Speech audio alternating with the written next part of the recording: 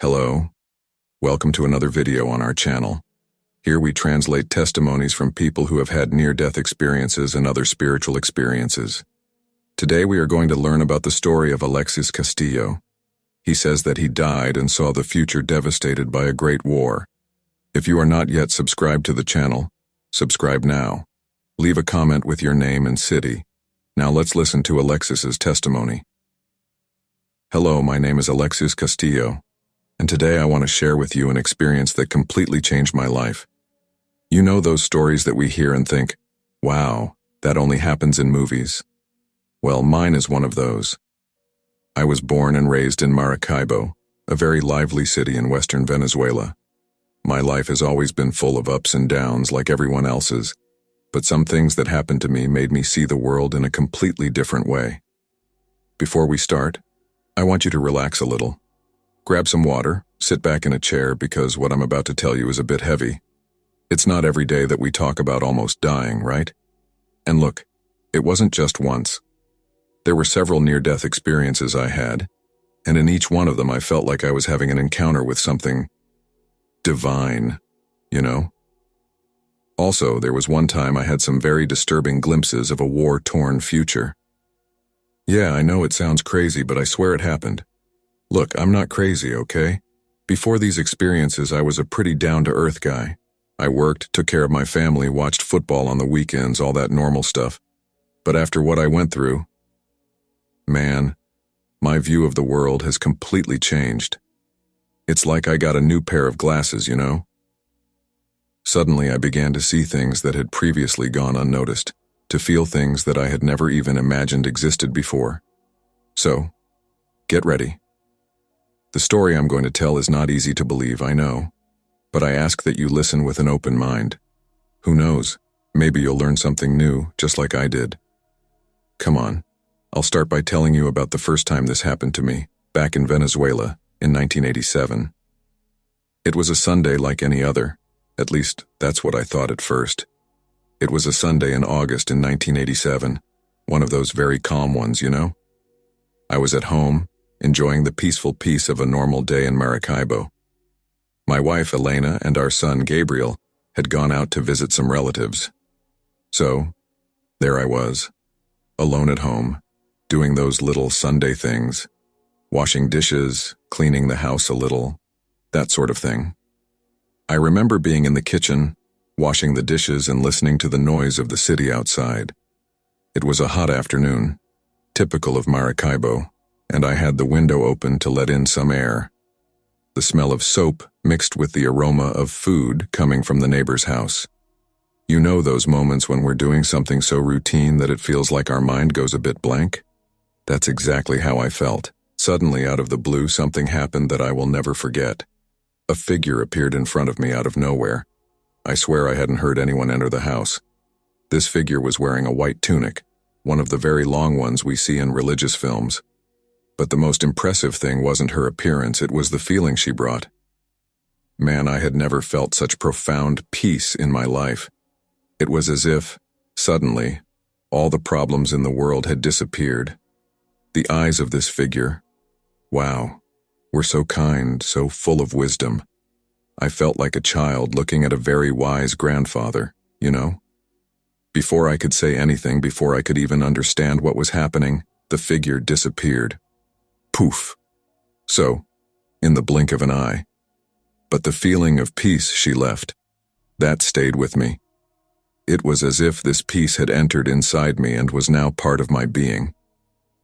I stood there in the kitchen for a long time, trying to understand what had happened. Had I slept standing up? Was it some kind of hallucination? But everything seemed so real. That experience, however quick it was, moved me in a way that I can't quite explain. It was the beginning of something much bigger in my life, something I still didn't fully understand. That same night, after the apparition in the kitchen, things got even stranger. Elena and Gabriel had returned, and we had dinner normally, as if nothing had happened. I didn't tell them about the figure in the kitchen. I mean, how could I explain something that I didn't even understand? Anyway, it's time to sleep. Elena and Gabriel were already in bed, and I was responsible for locking the house. Normally, this was a very simple, almost automatic task. But that night, man, it was different. As I went from room to room, checking the doors and windows, I began to feel a fear I had never felt before. It was an irrational fear, you know, as if something bad was about to happen. Every shadow seemed to hide a danger. Every little noise made me jump. I found myself checking each lock 2-3 times. I looked behind the curtains, as if expecting to see someone watching me from outside. The silence in the house, which was normally comforting, now seemed deafening. And the darkness, wow, it felt like it was going to swallow me. My heart was racing, my hands were sweating. I felt vulnerable in a way I had never felt before. It was as if all my defenses had fallen, as if I were easy prey for any threat. And it was in this moment of pure panic that it happened again. The same mysterious figure that had appeared in the kitchen returned. This time she didn't appear out of nowhere. It was more like she had materialized little by little, you know? Like a fog that takes shape. The crazy thing is that, the moment I saw that figure, all the fear I was feeling just evaporated. It disappeared as if it had never existed. In place of fear came that same sense of calm that I had felt earlier. The figure said nothing.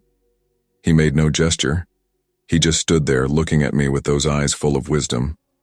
But her presence was so comforting. It was as if she was telling me, without words, that everything would be okay, that I was protected. And then, as quickly as it had appeared, the figure was gone. But this time, I wasn't confused or scared. I felt at peace, protected, as if nothing bad could happen to me. I went back to bed that night with a strange feeling. Part of me wanted to rationalize everything, find a logical explanation, but another part knew that I had experienced something that went beyond logic, something that would change my life forever. A week had passed since those first appearances, and I was starting to think that maybe, just maybe, it had all been a figment of my imagination. You know, we always try to find rational explanations for things, right? But what happened that night, man, there's no rational explanation that can explain it. It was a normal night. I was sitting in the living room, watching TV and waiting for Elena and Gabriel to return from a walk. Suddenly, I felt a change in the air. It's hard to explain, but it was as if the air had become denser, you know? More loaded, as if something sacred had entered the room. Then, out of nowhere, an intense light filled the entire room. It wasn't an ordinary light, like a lamp. It was a light that seemed to come from everywhere and nowhere at the same time. And in the midst of this light, I heard a voice. A female voice, but it wasn't like any voice I'd ever heard before. It was authoritarian, powerful, but at the same time, welcoming. The voice said, "We came looking for you." Just that. 5 words. But man, those 5 words echoed in my head like they were shouted in a canyon. And before I could process what was happening, I felt like something was pulling at me. Not physically, you know. It was as if my consciousness, my soul, whatever, was being ripped from my body. Suddenly, I was looking at myself, like I saw my body sitting on the couch, with the remote control in my hand, eyes glued to the TV. But me, the real me, was floating above my own body. It was at this time that Elena and Gabriel walked through the door. Man, it was desperate. I tried to talk to them, shout, do anything to get their attention. But it was as if I were invisible, as if I didn't exist on that plane. They walked past me as if I wasn't there. Elena even commented that I looked a little strange, sitting on the couch like that, but she had no idea what was really going on. I tried to get back to my body. I swear I tried with all my might. But it was as if there was an invisible barrier stopping me. The more I tried, the more frustrated and desperate I became. And all this time, I felt that divine presence surrounding me. It was comforting and scary at the same time. I didn't understand what was happening. I didn't know how to get back to normal, and it left me in a panic. But at the same time, there was a part of me that felt at home, you know? Like I had finally found something I didn't even know I was looking for. It was an experience that completely changed my perception of reality. After that, I never saw the world the same way again. So there I was, trapped outside my own body, watching my family as if they were a ghost. It's a feeling I don't wish on anyone, you know? Seeing the people you love right there in front of you, but not being able to interact with them. Man, it's crazy. I tried to talk to Elena, to Gabriel, but it was as if my words were lost in the air. They came out of my mouth, or at least I thought they did, but no one listened. It was like screaming in a dream, you know? You make every effort, but no sound comes out. The crazy thing is that I could move around the house as if the walls didn't exist. I walked past closed doors as if they were made of smoke. At first it seemed cool, like a superpower, but the novelty quickly wore off, and all that was left was the frustration of not being able to interact with anything. Elena was in the kitchen preparing dinner. Gabriel was in his room doing homework. And me? I was there, floating from one side to the other, desperately trying to get their attention. I even tried to knock things over, you know? I thought, if I can't talk to them, at least I can make some noise. But even that didn't work. My hands went straight through objects. The worst thing was seeing Elena. She seemed worried, looking from time to time at the sofa where my body was still sitting. I could see the confusion in her eyes, as if she felt something wasn't right but couldn't understand what. Man, I wanted to hug her so much, tell her that everything was okay, even though it wasn't, but nothing. And every time I tried to get back into my body, it was like I hit an invisible wall. I felt a heat, a weight pushing me back. It was too frustrating. I wondered if it would stay like this forever, if I had died, you know? Was this how souls felt? Time passed in a strange way. I can't tell if it was minutes or hours. At some point I started to feel tired. Not physically because, well, I didn't have a physical body anymore, right? It was tired. Spiritual, I don't know.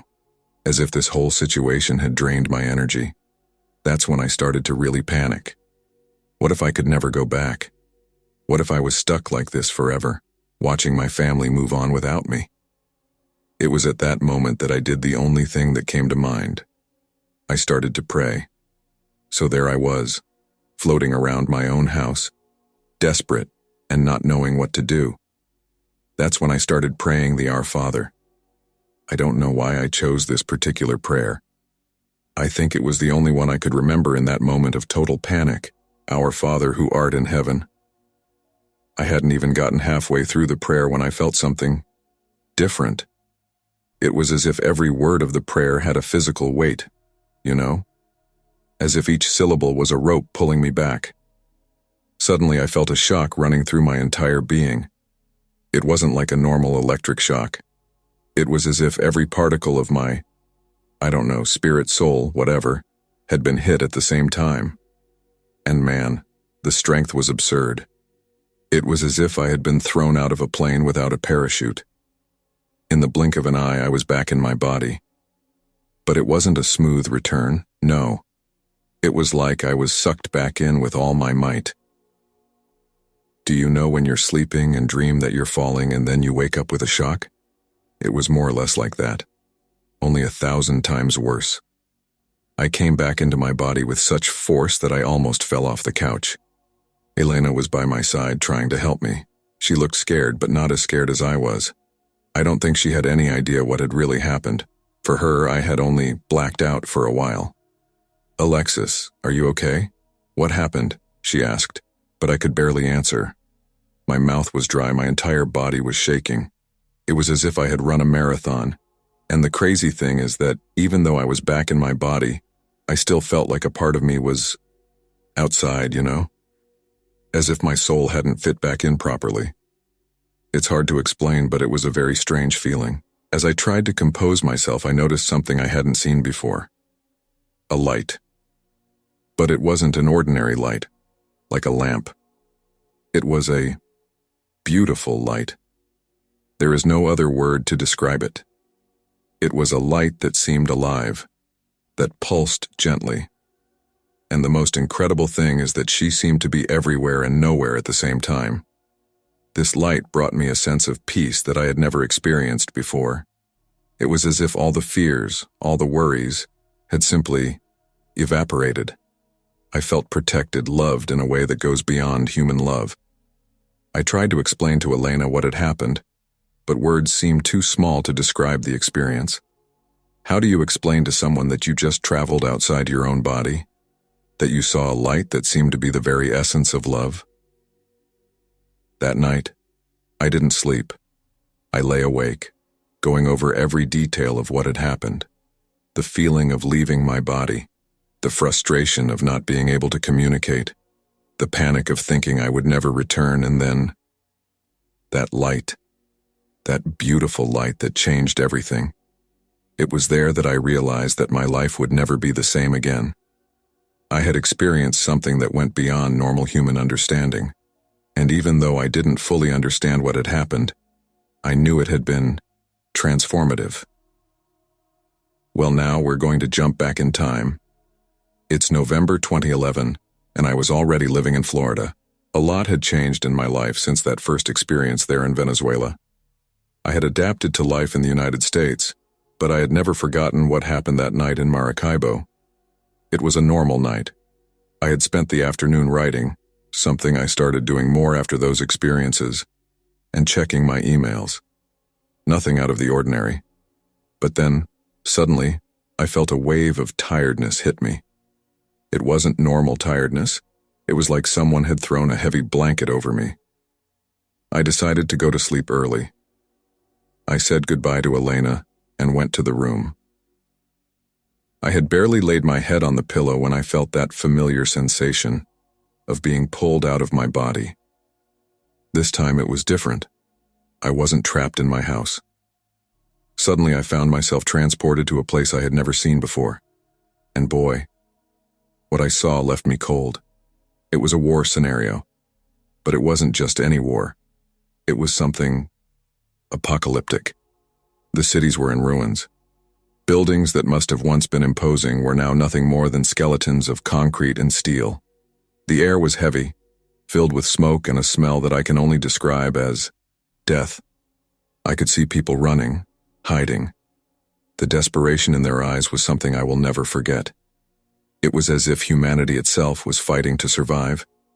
And the worst of all, I could feel everything. Every explosion, every impact. I felt like it was happening to my own body. The pain was real. The fear was real. The sky, my God, the sky was the scariest thing. It was neither blue nor gray, it was red. A bright red, as if hell itself had descended to earth. Black clouds moved quickly, as if they were running away from something.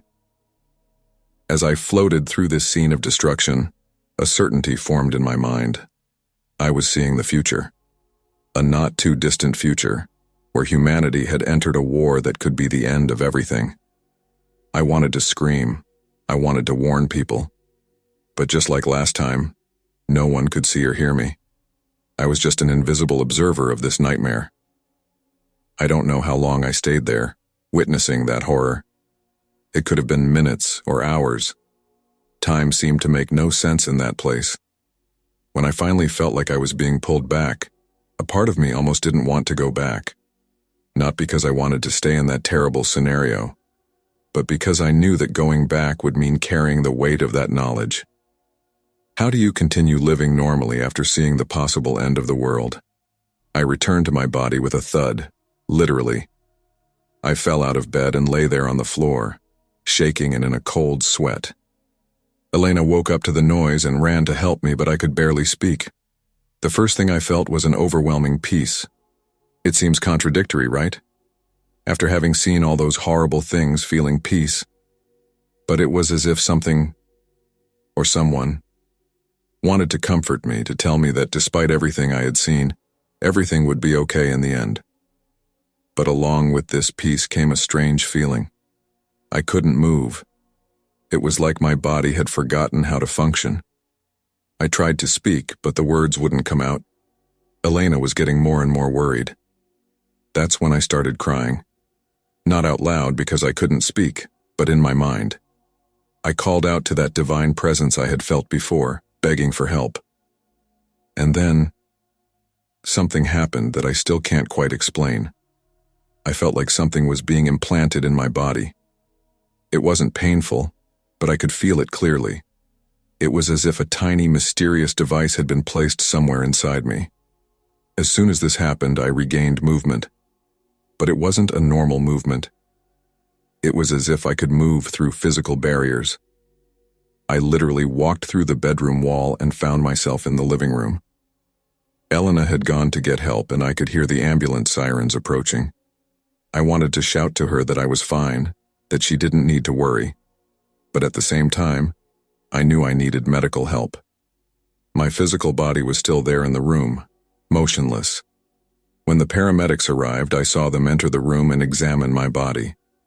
But I, the real me, was still there in the room, observing everything. It was a feeling of total disconnection. As they put me on the stretcher and took me to the ambulance, I floated alongside, trying to understand what was happening. Part of me was worried about my physical state, but another part was amazed by this new perception of reality. It was a strange trip to the hospital. I saw everything from the outside, as if I were watching a film about myself. And all the while, I felt that mysterious device inside me, like it was an anchor keeping me connected to something bigger. As my physical body was being treated in the hospital, I found myself floating higher and higher. It was as if that mysterious device that had been implanted in me was guiding me somewhere. Suddenly I saw a city in the distance, but it was no ordinary city.